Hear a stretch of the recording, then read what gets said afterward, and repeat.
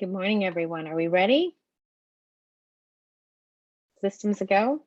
All right. Well, thank you so much. My name is Regina Brown Wilson. I'm the Executive Director of California Black Media, and I'll be your moderator for today's briefing. Thank you, everyone, for joining us today. I want to thank our special guest speaker, Secretary of California Health and Human Service Agency, Dr. Mark Golly, and to all the media joining us today.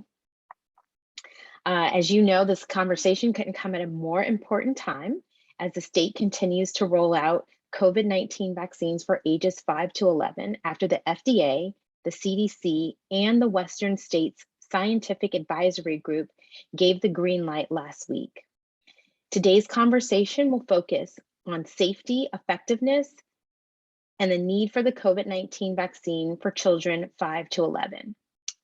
The state understands that this is not a one-size-fits-all approach when addressing healthcare concerns, and hopes today to be able to answer questions that you might have for your constituents, your listeners, your readers, and your viewers. This briefing today is in collaboration between ethnic media organizations across California and the Vaccinate for All 58 campaign. Your work as journalists is critical in getting the word out to the about vaccinations to our community and to the more than 438,000 API children, the 171,000 Black African American children, and the over 1.7 million Latino children aged 5 to 11 in our state. So just for house rules, we've collected some questions from media ahead of time. So those will be questions that'll be in the queue first. And then we're asking that any speaker speak slowly because this will also be simulcast in Spanish, Korean, and Mandarin. I now want to give the honor to Dr. Golly and allow him to address our briefing. Fantastic. Regina, thank you for your graciousness in hosting this. And to all of the folks from the media, it's a pleasure to be with you. I know I've had a chance to spend time with many of you previously, but not in this forum. And for me, this is a critical opportunity to make sure that in language, in culture opportunities we get a chance to speak to all Californians. So very, very much thank you for taking your time to be with me today. Regina, building off what you started, it is exciting to close out this first week where we've had the permission from the FDA and CDC, the clearance to begin providing vaccines to 5 to 11-year-old Californians. We've received hundreds of thousands of doses already in California. We anticipate getting by the end of the second full week, almost 1.8 million doses of the 5 to 11 approved vaccination. I want to take a moment and just thank all the providers in our community, 500 strong, growing to 4,000 eventual providers who are going to be in a position to provide pediatric, that 5 to 11 vaccination to young people. These are the big health systems, Kaiser's, Dignity, your local federally qualified health centers, many of the places where our communities receive care, the pharmacies preparing to provide these doses to young people. It's really exciting to see this begin to take shape as we've prepared long and hard for this moment. I can also tell you that it's only come after months and months of the availability of the data, trials that included over 4,000 young children, 5 to 11, to make sure what is now a lower dose. So the adult dose of Pfizer is 0.3. The pediatric 5 to 11 dose is 0.1. So it's a third of the dose that adults are receiving, a third of the dose that even our adolescents 12 and older are receiving. So it's a lower dose, a different formulation, and it's available specifically for this 5 to 11 population. The studies that were done, the trials that were done to make sure that this vaccine is safe and effective at this dose were robust. They came together in rapid fashion in order to address this important pandemic. recognizing that vaccines are the way through the pandemic and allowing us to get 5 to 11-year-old Californians. They represent 9% of our entire population. Regina, you mentioned some of the different population sizes of our different groups, whether it's young Black children or Latino children or Asian Pacific Islander children. We know that we have quite a few 5 to 11-year-olds. Like I said, 9% of our entire state now has a chance to get the same protection that so many older Californians have had for many, many months, that have protected them and kept our communities safe. I often get asked, and I'll just go to this issue right away and then turn it back to you, Regina, to take a number of questions is, well, as a pediatrician, as a father of 4, what do I think? What am I doing? What am I talking to people in my own community about? And first off, I will tell you, 3 of my kids are under the age of 12. Not a single person in my household is without their first dose at least. Most of us, half of us are fully vaccinated. The other half are getting fully vaccinated and have received their first shot in the 2-shot series. And then also, when I think about what we're doing this for, I'll remind you that we've had hundreds of thousands of cases among young people. 60,000 young people, 5 to 11, have been hospitalized in our nation. And we've lost more kids to COVID than we do to other vaccine preventable diseases in our nation.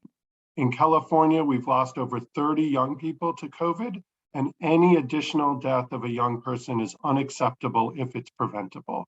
So we must use this tool to not just protect our communities. We often talk about how getting young people vaccinated is going to help protect our families, our older Californians, but I often focus now on how important this protection is for our young people themselves.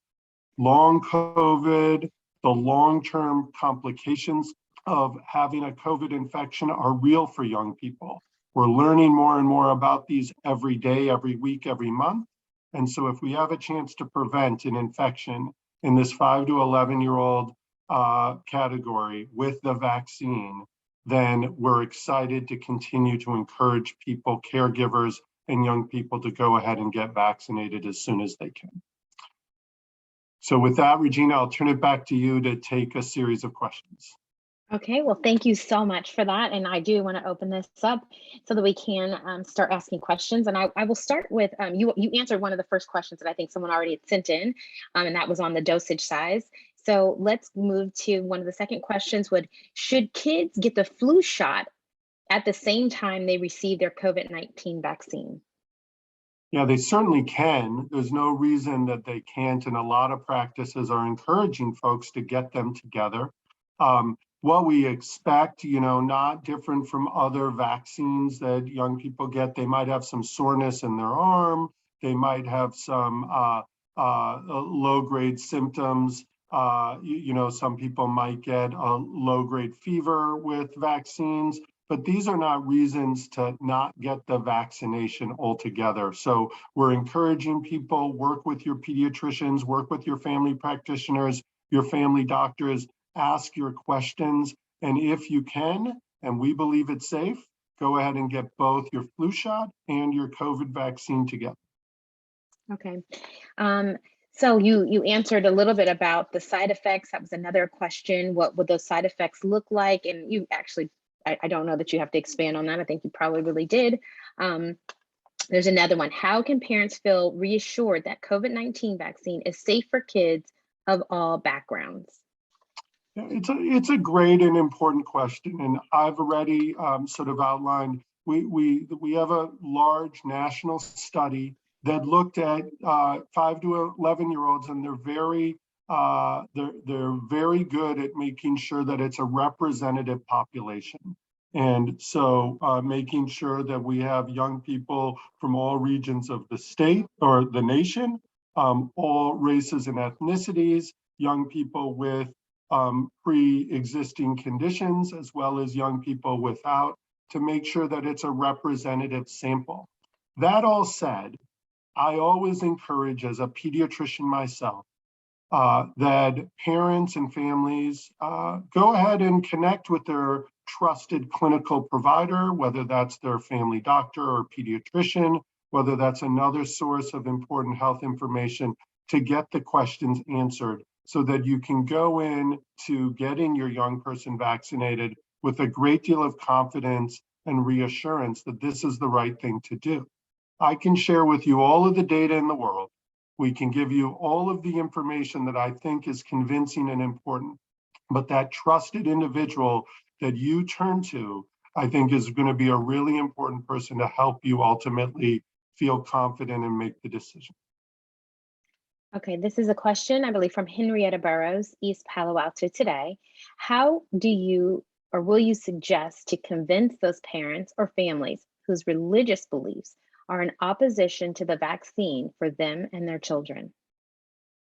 This is again another difficult one. We've made a lot of inroads, but I will say that if you have a religious belief against the COVID vaccine, I do wonder if those same beliefs uphold with other vaccines. If you're a caregiver to a child who's received other vaccines for school or for other illnesses that we know we can prevent with vaccinations, I'd ask, how is this one different? Why suddenly are we concerned about the COVID vaccine in a different way? And those are conversations that we really urge people to have, talk to their faith communities so that they can come back with accurate information, a complete picture to help make the determination. The other thing I would say is we often talk about the COVID vaccine as opposed to having no intervention or having nothing else happen. The truth is we're talking about protecting young people and all Californians with COVID vaccine versus allowing people to get infected. And we know that even if you don't have the worst consequence of hospitalization or dying from COVID, that there still are long-term repercussions that we're learning about. So my hope is that we always think about the global protection that we're hoping to provide young people, that it is not without risk to go unvaccinated. In fact, we are feeling more and more confident that if you aren't vaccinated or protected, you will eventually be infected with COVID because it is such a transmissible and a transmissible virus that is really all around our community at different times during the year, but one that we're all very worried about increasing in numbers and volume in our community as we enter the winter. Thank you so much for that. And I stand corrected. That question, I believe, did not come from Henrietta Burrows. It came from a different reporter, but I'm getting some of the questions in different orders. So please forgive me. I will just ask the question and not say who it's coming from. Will children require boosters eventually? So we don't know. I'll tell you, because of how the pandemic is evolving with new variants and the concern for even more transmissible versions of the COVID-19 virus, that we may at some point be required to get a booster shot for kids 5 to 11 or those who are 12 and older. Right now, we are feeling very confident about the level of protection over the next many, many months for young people to get their 2-shot series with the 0.1 dose. But just as we have done for older recipients of the vaccine, there'll be ongoing investigation and studies to make sure that that strength of immunity that we depend on to prevent getting an infection or a severe infection is provided to young people, and down the road that may require an additional dose. This question is, are you planning to host vaccination sites? Not you personally, I guess. I guess you'll be there though, at some of the sites, at schools, particularly Title I schools, to get more young people vaccinated? Yeah, it's a great question and been something we've been planning in partnership with our healthcare partners, our local health jurisdiction partners, and frankly, schools across the state. And soon, probably a week out from now, the middle of the month, we should see many more vaccination sites connected to schools, but not just for students, but for students and their families, for the community at large, to support Californians who should be getting a booster. And I'll frankly tell you that I think most Californians who are interested in getting a booster should go ahead and get one soon, that those will be up and running and available. And in fact, later this afternoon, I'll have the privilege of attending one of those early school site vaccination clinics here in Los Angeles County, where I am today. Okay, great. Who are the people who let their kids get involved in the trial?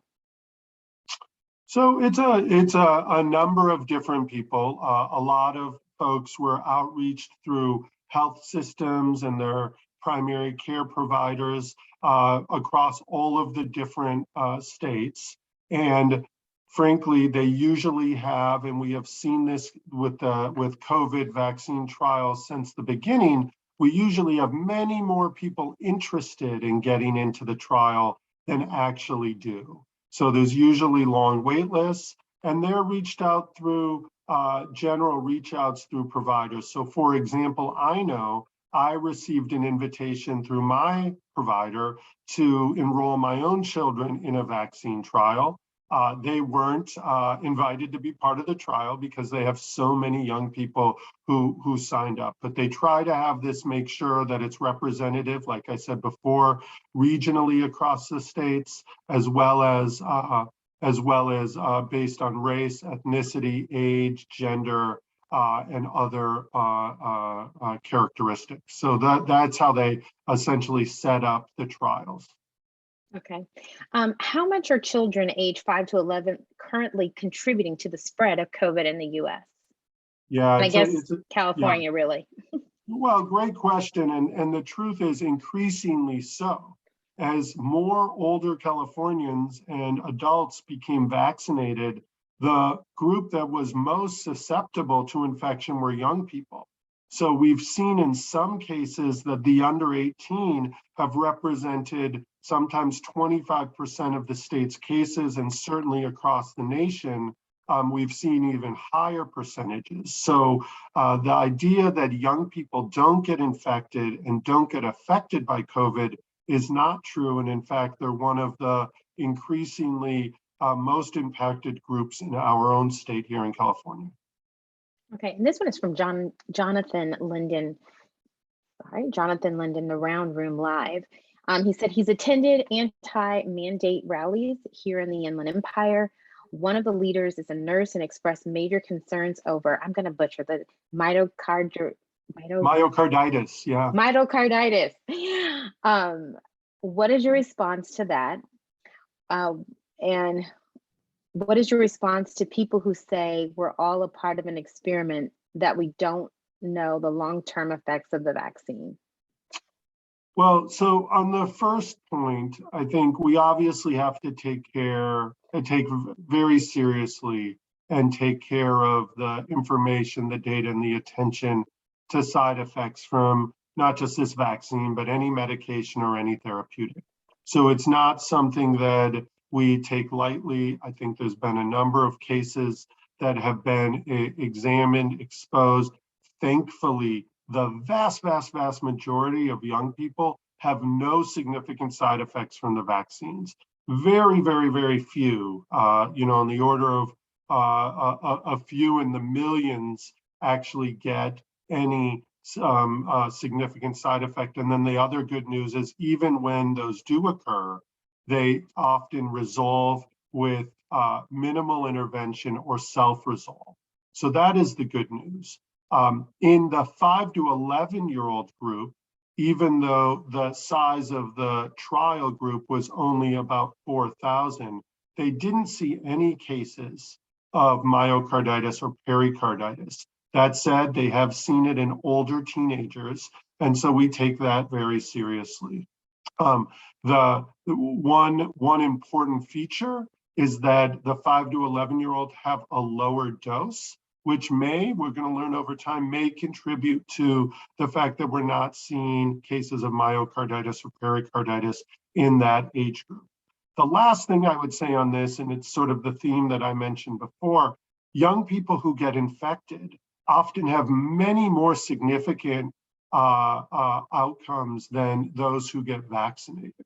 So when young people get infected with COVID-19, we have seen long-term complications of the inflammatory response, whether it's on your cardiovascular system, your endocrine system, or your neurologic system. I think we've seen some cases of influenced or impacted neurologic problems for young people, some psychiatric problems. We've had plenty of young people admitted to the hospital for respiratory problems as a result of COVID. So it's often we have to look at what are the consequences of the vaccine, but not compare it to nothing happening, but the fact that many young people who get infected do have a negative outcome and have some problem for weeks, months, and we hope not years down the road after getting infected by COVID. So next question is, so many of the communities our media represent do not have regular pediatrician or consistent access to healthcare. How is the state planning to disseminate information to people who have little to no access to healthcare? Well, so we continue to use outlets like this one to make sure that the message gets into the deepest parts of communities that often aren't connected to mainstream media or mainstream California media. So we're hoping to continue to use those avenues. And then secondly, continuing to use our trusted community partners.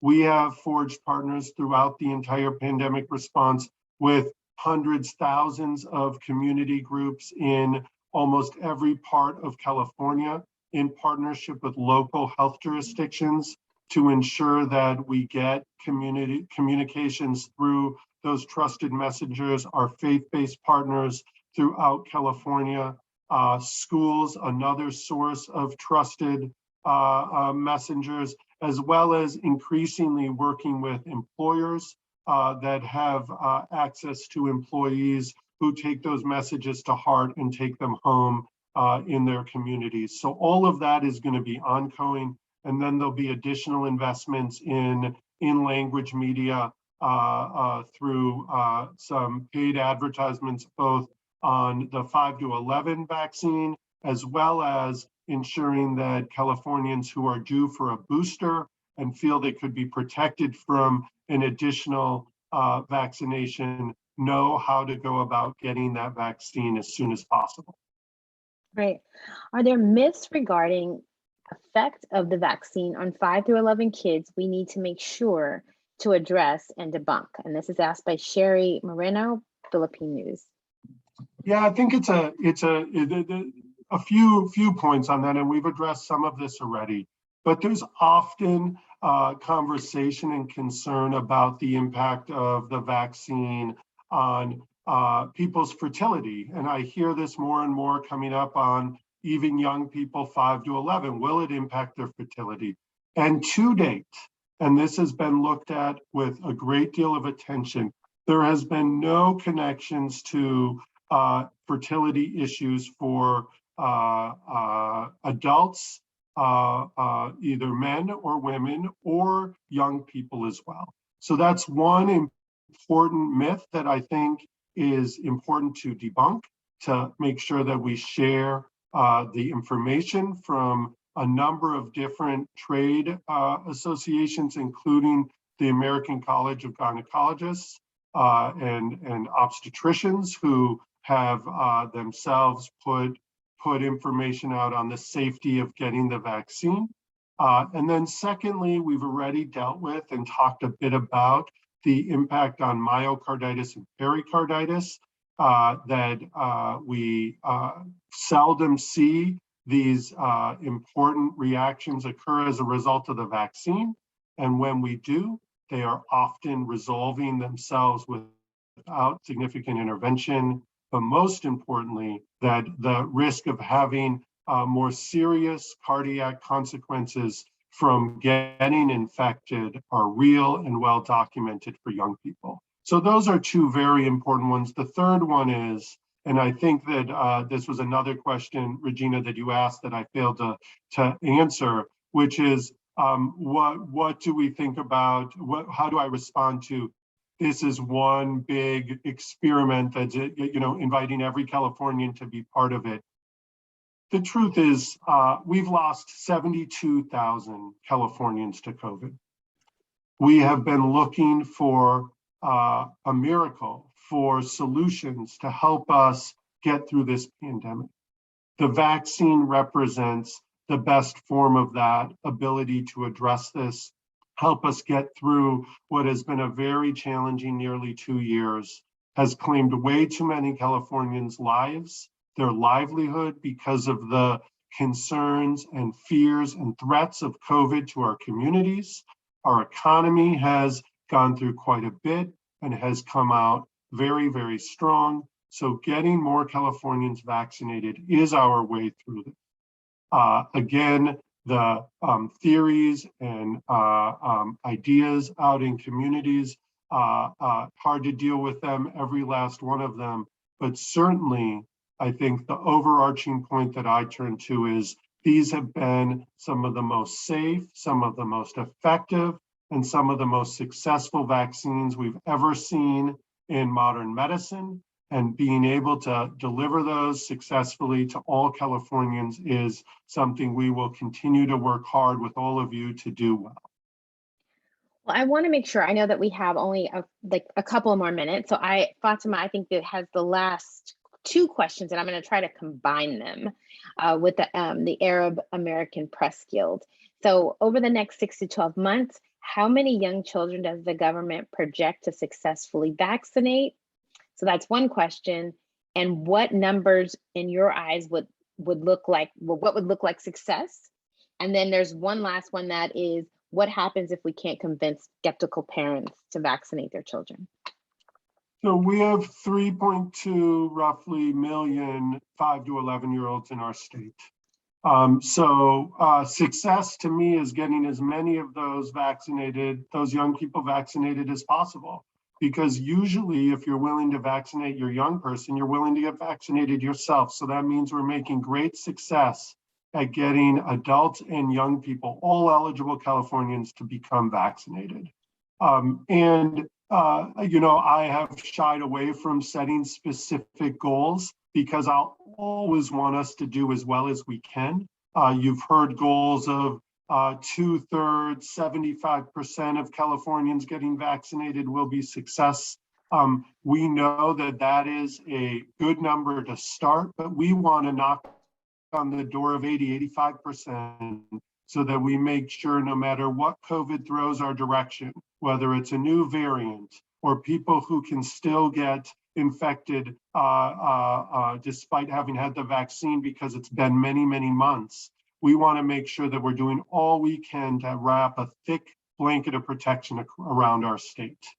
And to the question about what we'll do if we can't get Californians vaccinated, I mean, we are working hard all the time to make sure our healthcare delivery system can take care of people who become infected and have bad consequences from COVID, other respiratory illnesses, and other health issues that take you into the hospital. So we will continue to make sure and work hard to prepare those systems to take care of as many Californians that need care as possible. But as we saw over the winter last winter, we can't afford to get our guard down, have our guard come down. We must continue to support those hospital systems, to do what we can in communities, and that starts with getting ourselves and our families vaccinated as quickly as possible, so we don't see people having bad health consequences because the healthcare delivery system is overwhelmed and can't take care of all Californians that need it.